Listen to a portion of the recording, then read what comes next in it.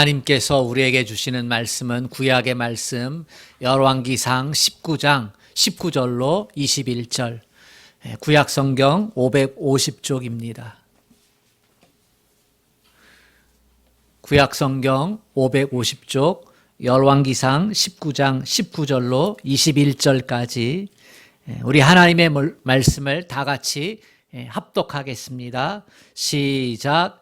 엘리야가 거기서 떠나 사밧의 아들 엘리사를 만나니 그가 12 겨리소를 앞세우고 밭을 가는데 자기는 12째 겨리소와 함께 있더라. 엘리야가 그리로 건너가서 겉옷을 그 위에 던졌더니 그가 소를 버리고 엘리야에게로 달려가서 이르되 청하건대 나를 내 부모와 입맞추게 하소서. 그러한 후에 내가 당신을 따르리이다. 엘리야가 그에게 이르되 돌아가라. 내가 네게 어떻게 행하였느냐 아니라. 엘리사가 그를 떠나 돌아가서 한 겨릿소를 가져다가 잡고 소의 기구를 불살라 그 고기를 삶아 백성에게 주어 먹게 하고 일어나 엘리야를 따르며 수종 들었더라. 아멘. 이 시간 가정에서 또 하나님의 전에서 예배하는 우리 성도님들에게 성령의 임재 가운데 하나님의 위로와 용기와 지혜가 가득하기를 주님의 이름으로 축복합니다. 주님만 사랑하면 아멘 합시다. 아멘. 제 인생 가운데서 잘한 결정들이 몇 개가 있습니다. 첫 번째 결정은 사람을 행복하게 하는데 여러 가지의 요소가 있는데 그 중에서 복음이 사람을 가장 행복하게 하더라 라고 하는 것을 깨닫고 복음을 전하는 삶을 살기로 결단했던 그 결정이 제가 인생을 살아가면서 가장 잘한 결정 첫 번째에 둘 수 있습니다. 17살 때에 하나님 어떻게 살아야 될까요? 어떻게 사는 게 행복할까요? 어떻게 하면 더 많은 사람을 행복하게 해 줄까요? 했을 때에 주님께서 제게 오셔서 십자가의 은혜를 주시고 예수님이 인생을 행복하게 한다. 복음이 인생을 가장 행복하게 할 수 있다 하는 것을 알려주셨고 그래서 그것을 위해 살 수 있도록 결정하는 시간이 있었습니다. 그걸 잘한 결정이라고 생각해요. 두 번째 잘한 결정은 결혼할 때였습니다. 아내를 만나서 결혼을 했는데 그때 아내에게 이렇게 말했어요. 나는 당신을 사랑하고 당신도 나를 사랑하는 걸 내가 알고 있어. 그런데 나는 부족한 사람이라 그 사랑을 때때로 감당하지 못할 때가 많소. 그러니 우리 그때마다 주님만 바라봅시다. 하나님만 바라봅시다. 그러면 내 부족한 사랑이 하나님의 사랑으로 덧입혀져서 당신을 끝까지 사랑할 수 있을 것 같소. 가정을 잘 사랑이라는 공동체로 지켜갈 수 있을 것 같소. 저는 이 결정이 얼마나 귀한 결정이었는지 가정의 삶을 살아가면서 지금도 느껴요. 사랑은 위대하죠. 사람은 사랑으로 사는 게 행복하죠. 근데 그것을 지킬 만한 능력이 없기 때문에 그걸 스스로 고백하고 우리의 사랑이 약해질 때마다 하나님 바라봅시다. 세 번째 잘한 결정은 주님이 결론입니다. 주님만 사랑하겠습니다 하는 결정이었습니다. 개척을 했거든요. 개척 1년 만에 너무나 많은 것들을 겪었어요. 교회 건물이 크니 작으니 좋으니 나쁘니 사람들이 친절하니 불친절하니 교인 수가 많으니 적으니 일꾼이 많으니 적으니 하면서 신앙생활의 본질이 아니라 비본질적인 것을 가지고 삶이 흔들리고 믿음이 흔들리는 것을 너무나 많이 경험을 했습니다. 제가 89년도에 첫 교회 사역을 시작했거든요. 교육전도사로. 그러니까 2007년에 제가 일산에 왔는데요. 적어도 꽤 오랜 시간 교회 안에서 목회 사역을 했는데 그 가운데서 경험했던 것보다 개척 1, 2년 동안에 경험한 게 훨씬 더 많았어요.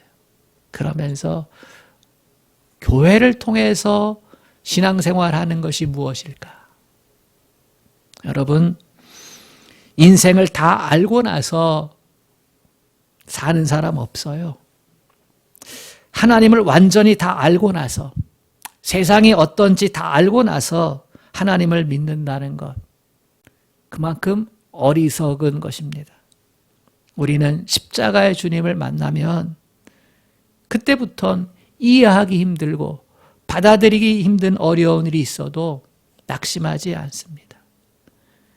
십자가의 주님을 만나고 나면요, 교회의 크기나 사람이 친절하니 분친절하니나 그게 커다란 요소가 되지 않는다는 거예요. 왜냐하면 우리는 결론을 알고 있기 때문입니다.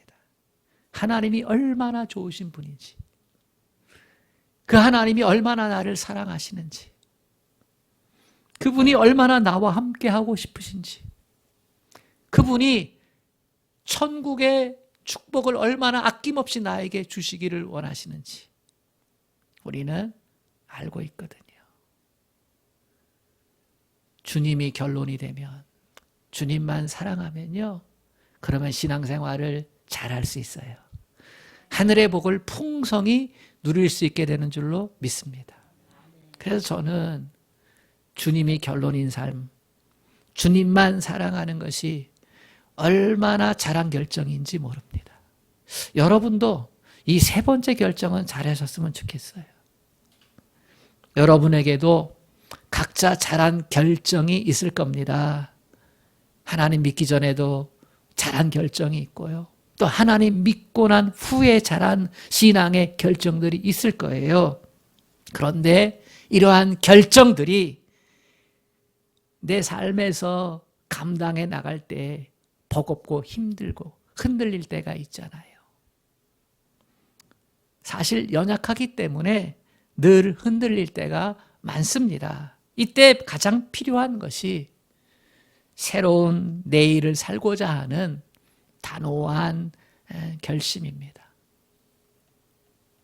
우리에게는 과거와 현재만 있는 게 아니잖아요. 내일이 있고 미래가 있고 나에게 남은 시간들이 있어요. 이때 우리가 내일이 새로워지기 위해서, 미래가 새로운 나날이 되기 위해서 어떻게 해야 되느냐? 나에게 남은 건 이것뿐이다. 이 길밖에 없다 하는 결사각오의 정신이 필요합니다. 오늘 우리는 우리를 행복하게 했던 신앙의 결정들이 심하게 흔들리는 시대를 겪고 있습니다. 우리에게 익숙했던 것들을 과감하게 끊어내지 못하면 새로운 미래를 만들어가기가 어렵습니다. 내일이라 할지라도 새로운 내일이 못 되는 거예요. 미래가 새로운 미래가 아니라 오늘과 같고 과거와 같다면 그러면 세상 살아갈 맛이 안 나겠지요. 어떻게 보면 우리에게 새로운 내일이 열리지 않는 이유는 과거를 과감하게 정리하지 못했기 때문입니다.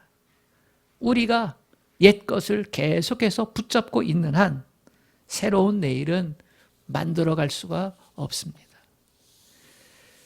과거라는 그 모습을 버려야지 돼요.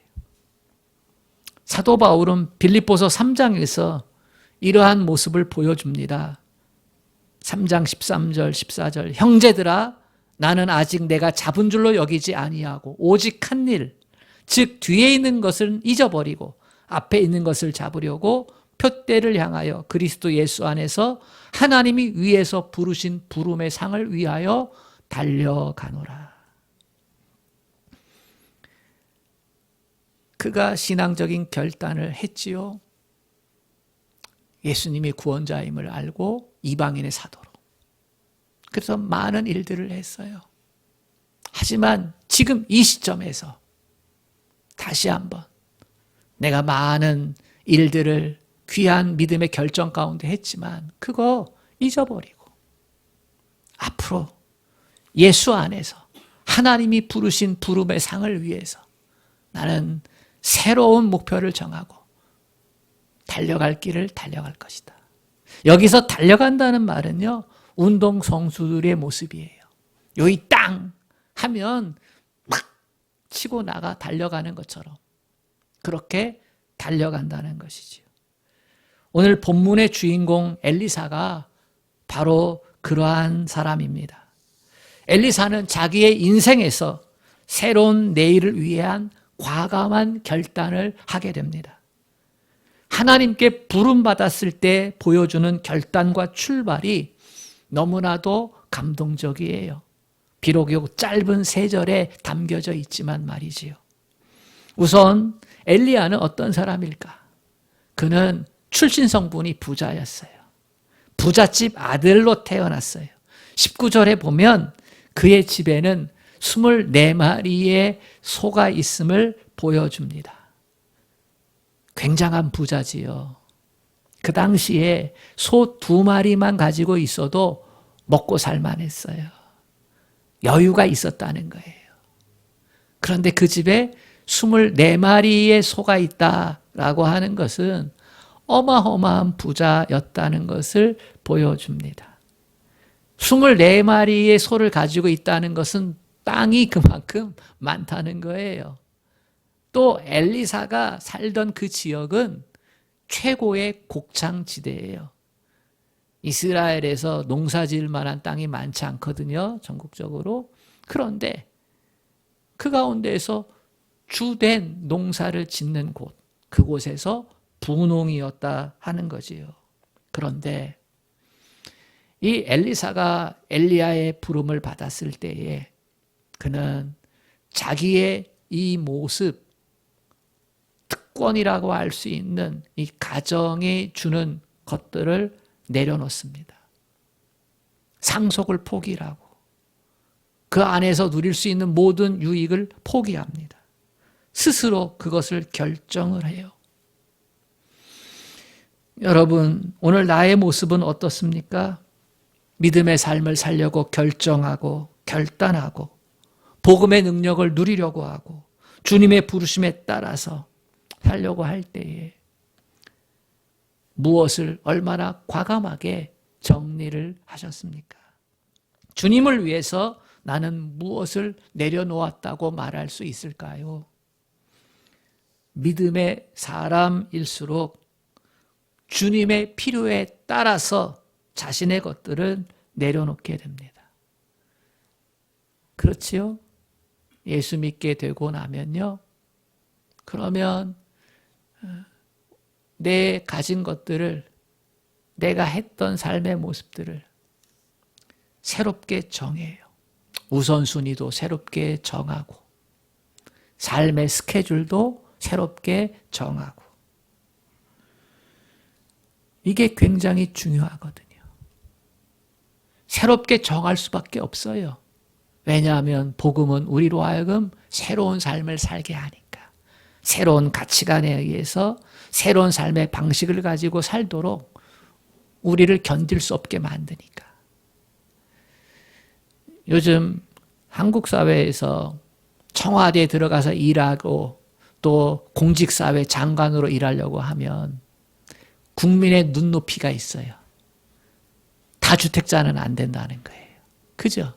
요즘 한국 사람들에게 제일 민감한 게 집을 갖고 있느냐 없느냐잖아요.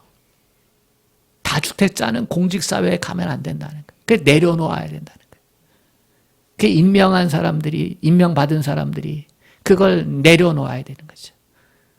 나 못 내려놓겠어 하면은 그만둬야 돼요. 실제로 그런 사람도 있고요. 우리가 예수를 믿고 난 후에 신앙적인 결정들을 한두 가지씩은 다 하셨을 거예요. 그것을 위해서 내려놓고 또 우선순위를 새롭게 정하고, 그런데 그것이 지금 잘 지켜지고 있느냐 하는 겁니다. 엘리사 선지자가 하나님께 쓰임받을 때 역사적인 상황을 이해할 필요가 있습니다. 이때에는 아합왕의 시대였어요. 아합왕의 시대. 시대를 구분할 때 왕을 들어서 표현할 때가 있잖아요. 우리나라도 문재인 정권, 그죠? 뭐 그 전에 노무현 정권, 김영삼 정권, 뭐 이런 식으로 얘기하는 것처럼 아합왕의 시대였어요. 아합왕의 시대는요, 한마디로 말하면 영적 암흑시기예요. 하나님 때문에 시작된 민족인데요, 하나님 없이 살겠다 이렇게 왕이 선언을 했어요. 하나님과 세상을 같이, 이것도 아니에요. 아예 하나님 없이 세상을 살아가겠다. 하나님 없이도 잘 살 수 있다. 그러면서 우상 숭배를 받아들였죠. 국가적으로. 교회가 핍박을 당한 거예요. 요즘 말로 말하면 교회에서 일하는 목사님들, 봉사자들 다 죽이거나 쫓아내거나. 그래서 하나님 없이 사는 사람들이 세상의 주인 노릇하던 그런 시대였어요. 여기에 반해서 하나님 말씀을 전하고 너희는 하나님의 백성이니까 하나님 백성답게 살아야 된다라고 외쳤던 사람이 엘리야 선지자였어요. 그리고 누가 참된 신인지 우리 한번 붙어보자 해서 갈멜산에서 우상 섬기는 사람들, 선지자 850명대. 엘리야 1대 850의 싸움을 싸웠던 사람이 엘리야였어요. 그만큼 시대가 영적으로 암울했지요. 갈멜산 전투에서 이 엘리야가 승리하고도 그 왕의 권력, 절대 권력에 무서워가지고 도망가잖아요. 낙심해 있으면서 하나님 나뿐입니까? 나만 남았습니다. 이렇게 하나님의 능력이 나타났음에도 불구하고 저 아합 왕은 흔들리지 않습니다. 그 완악함이 하늘을 찌릅니다. 어찌하면 좋습니까? 할 때 하나님이 남은 자 7,000명이 있어. 너뿐이 아니야. 너뿐만 남은 거 아니야. 이 시국에도 하나님 섬기면서 자기의 삶을 지키고 있는 남은 자 7,000명이 있어. 이 소리를 들어요. 이게 우리가 읽은 말씀 전절 18절이에요. 남은 자 7,000명이 있어. 그거를 깨닫고 듣고 나서 엘리사가 사는 곳으로 온 거예요. 그리고 엘리사를 부르는 거죠. 하나님을 그 힘들고 어려운 어둠의 세상 가운데서도 믿고 있던 7,000명 중에 이 엘리사를 특별히 부르는 거예요. 얼마나 영광되고 얼마나 큰 축복이에요. 특히 그가 위대한 하나님의 사람 엘리야의 후계자가 되었으니 얼마나 큰 영광이에요. 오늘 우리도 새로운 내일, 새로운 미래가 열리는 은혜가 있어야 될 줄로 믿습니다. 코로나19 상황은 우리의 신앙적인 결정들을 많이 흔들어 놨습니다. 미래가 불투명한 시대이기 때문에, 암흑의 시대이기 때문에 많은 압박감이 예수님을 믿는 사람들에게 내외적으로 주어지고 있기 때문에 힘들지요. 이때 하나님께서 새로운 내일을 열어주시는 은혜가 필요합니다. 어떻게 하면 좋을까요?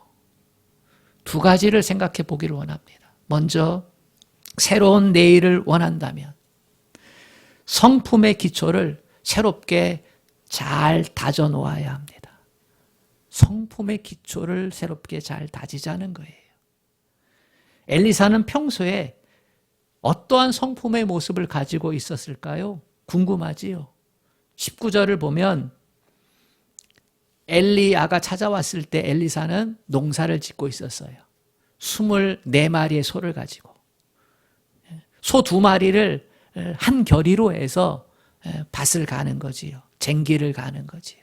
그렇게 12겨리를 가지고 농사 일을 하는데 맨 마지막 12번째 겨리를 이 엘리사가 직접 몰면서 하고 있는 거예요. 하인들한테 먼저 일을 맡겨놓고 일을 하게 하면서. 하인은요, 주인의 마음을 가지고 일하지 않아요. 시킨 것만 해. 주인이 보는 걸 못 볼 때가 많아요. 이 엘리사가 마지막 겨리를 몰고 있어난 것은요, 뒤치다거리를 하는 거예요. 남겨진 일들, 힘든 일들, 그걸 뒤에서 하나하나 다 하면서 성실하게 감당하는 것을 보여줍니다. 여러분 요리하는 거 좋아하시죠? 근데 설거지하는 건 힘들어요. 요리하는 것보다 더 힘든 게 설거지예요. 농사일도 그래요. 마무리를 잘해야 열매를 맺게 되거든요. 이것은 성실하지 않으면 감당할 수 없는 일이에요. 본문 21절에 보면 엘리야의 성실함을 한 번 더 확인할 수 있어요. 하반절 마지막 끝에 보면 수종 들었더라 이런 표현이 있잖아요. 이것은 엘리사가 엘리야 선지자의 제자가 되어서요, 성실하게 섬겼다는 거예요. 사실 엘리사는 분홍의 아들이기 때문에 섬김을 받는 위치에 있어요. 섬기는 위치에 있지 않았어요. 근데 스스로 섬기는 위치에 내려가는 거예요. 제자가 되었다는 것은 오늘날로 말하면 와, 제자 너무 좋아 이렇게 생각할지 모르지만 그 당시는요, 스승과 함께 하루 24시간 1년 365일 함께 거하는 거예요.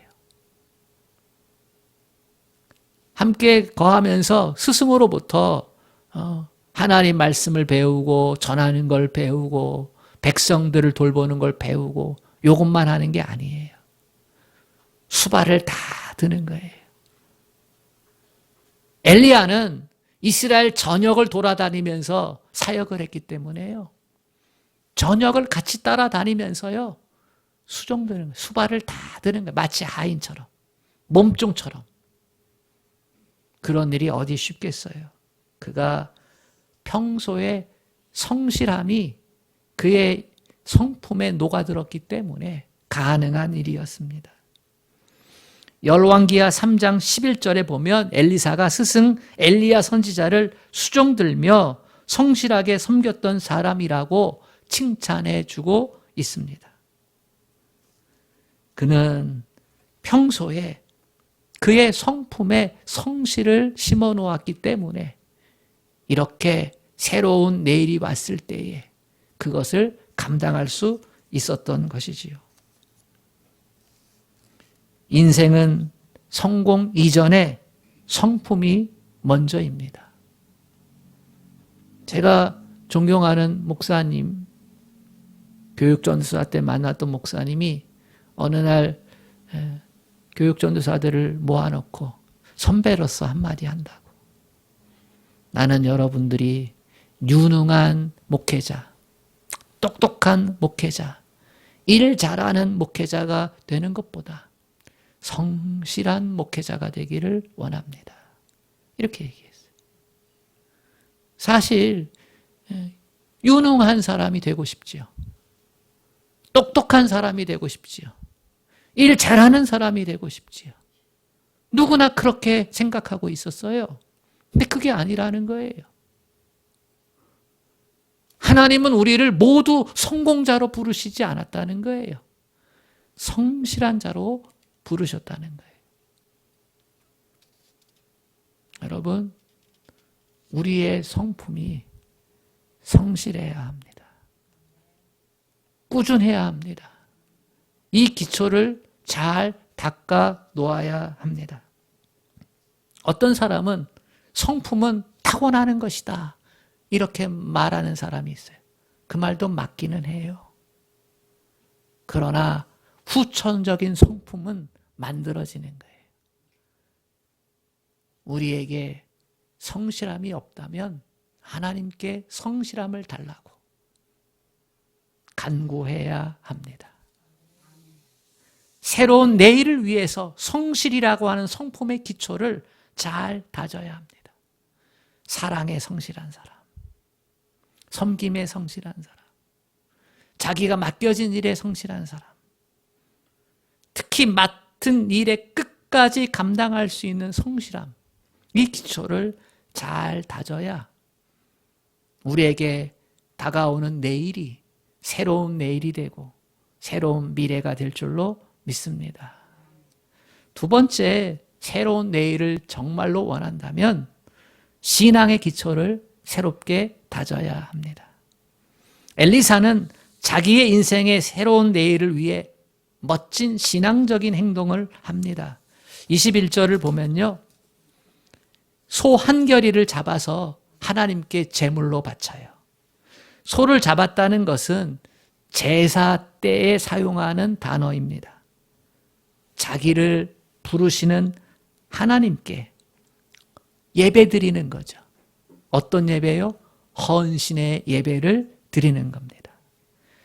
헌신의 예배를 드린다는 것은 매력적인 신앙 생활입니다. 이는 그가 평소에 하나님께 예배할 때 어떠한 예배를 했는지를 알게 됩니다.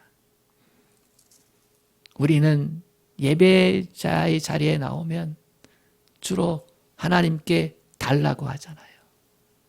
하나님, 건강도 주시고 물질도 주시고 출세도 주시고 성공도 주시고, 하나님은 구하는 자에게 주십니다. 구하는 건 틀린 게 아니에요.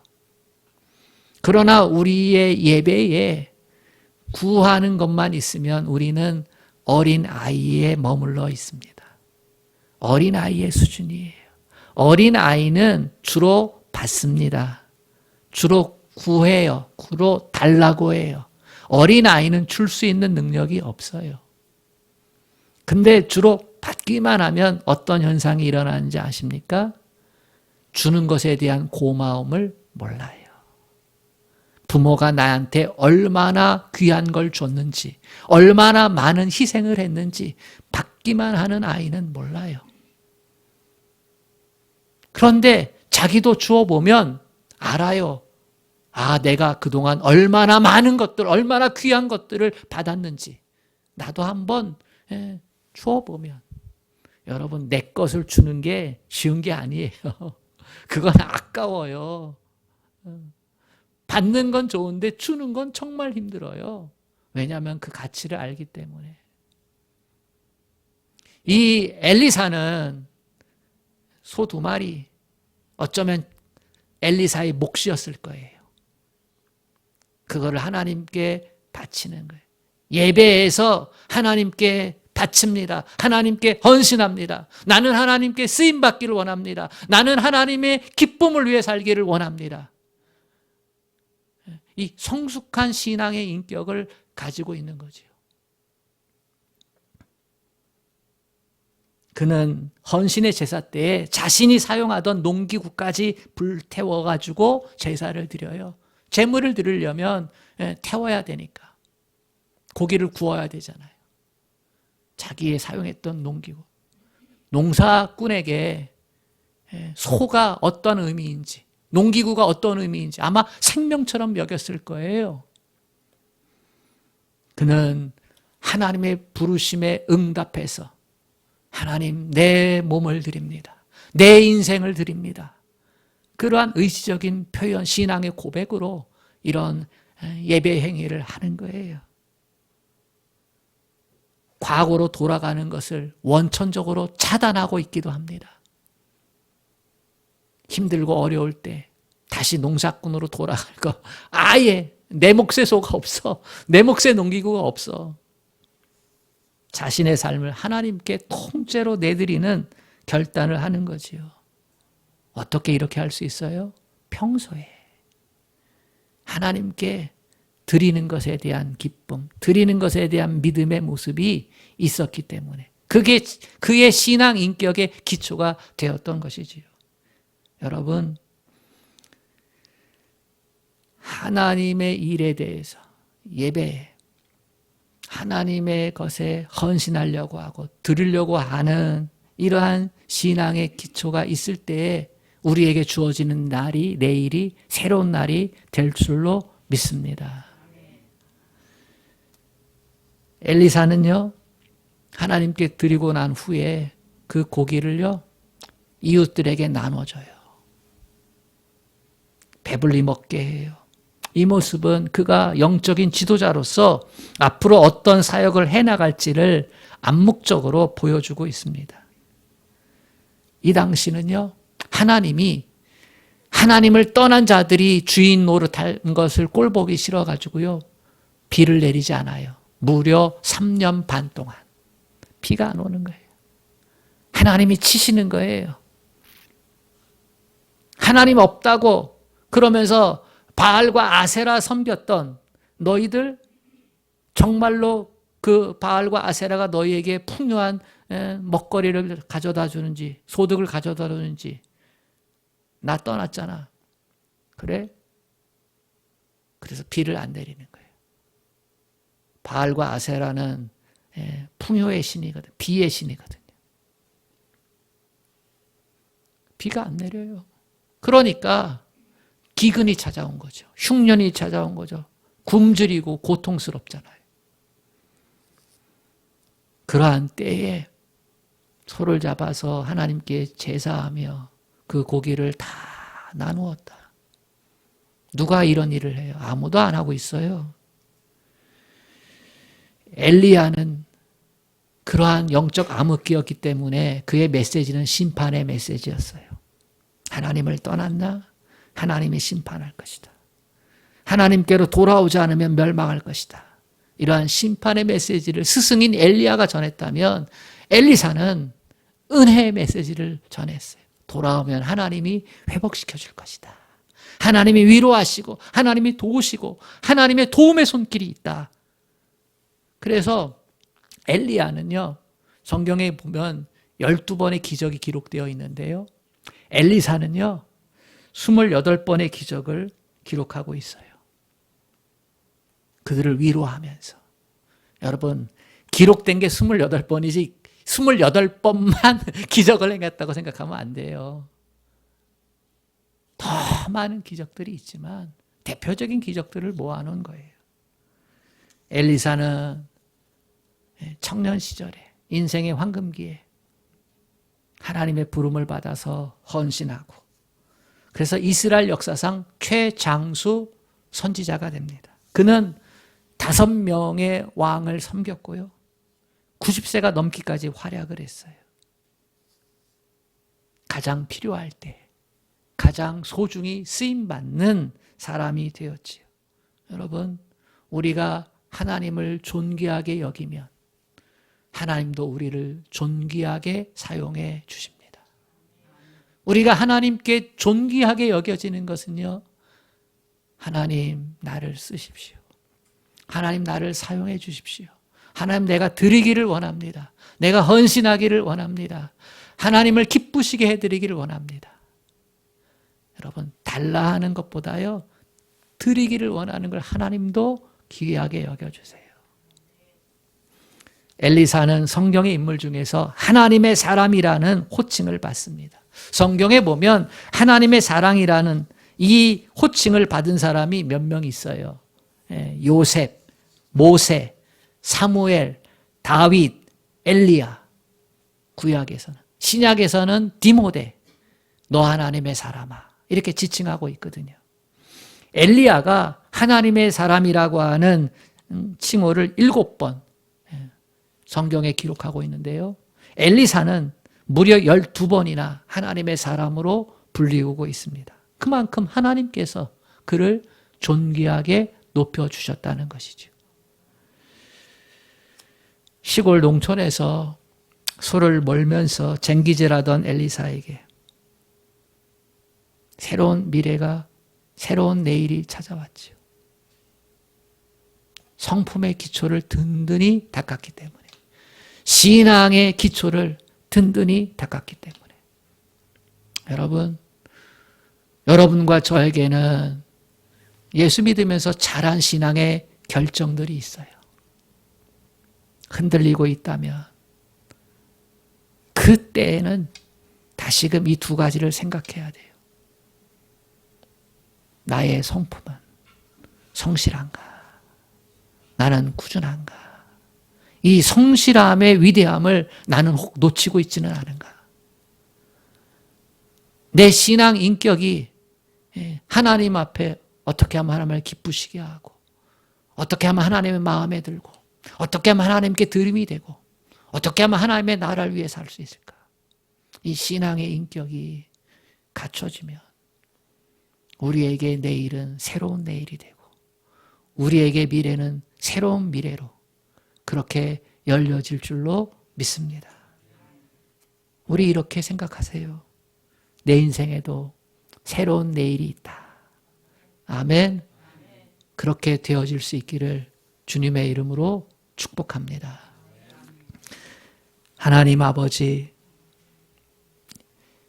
힘든 시기입니다. 다들 힘들다고 합니다.